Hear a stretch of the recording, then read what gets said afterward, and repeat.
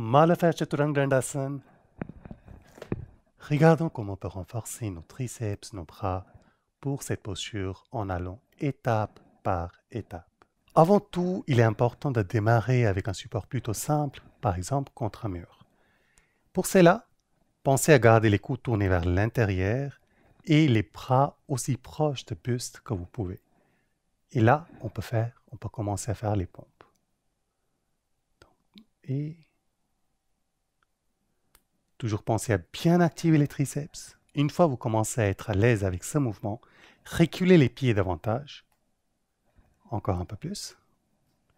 Plus on va reculer les pieds, plus le mouvement va devenir difficile. Et donc aussi, baissez les bras pour assurer que les épaules restent en arrière, loin des oreilles.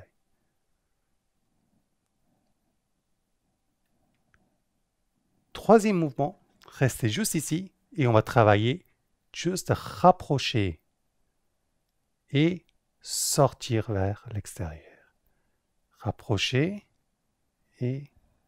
Donc on est en train de travailler juste le mouvement des scapules pour les renforcer, ce qui va aider les arrière-épaules aussi d'ailleurs, et c'est un très bon exercice pour la posture globalement. Une fois que vous êtes à l'aise avec le travail sur le mur, c'est le moment de venir sur le sol. Et on va démarrer sur quatre pattes, sur les mains et les genoux. Pensez à toujours garder, comme avant, les bras, les coudes tournés vers l'intérieur et les bras assez proches de votre buste. Et de là, expirez, descendez. Inspirez, revenez.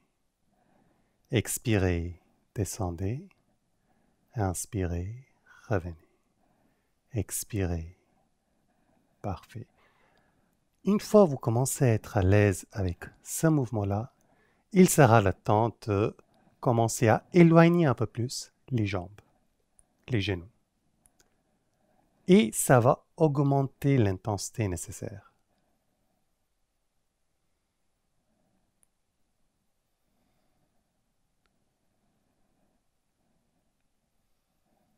Et une fois que vous êtes à l'aise avec ce mouvement-là, dans ce cas-là, on va aller vers les mouvements de glissement qui sont très utiles pour tout ce qui est la mobilité des épaules aussi.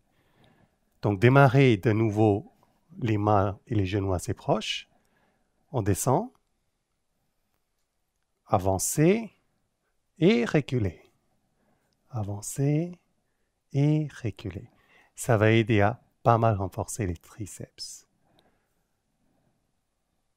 Troisième partie de travail se fait au niveau des omoplates. Alors, pour cela, on va aller dans les planches.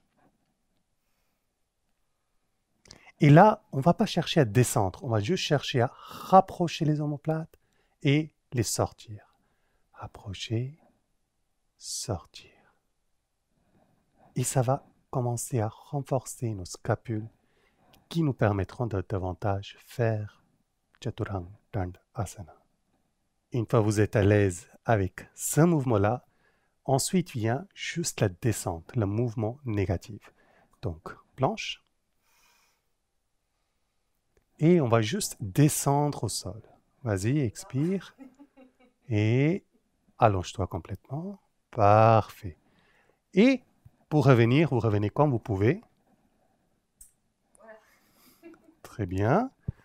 Et de nouveau planche. Et on descend. C'est tout. On ne fait que descendre. Et une fois que vous êtes à l'aise, bien entendu, c'est le moment de commencer à faire les pompes qui vont beaucoup aider pour la stabilité dans Chaturanga Dandasana.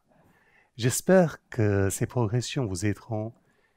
Si vous avez besoin ou envie qu'on fasse des progressions pour d'autres asanas, n'hésitez pas à nous le dire. Namaste.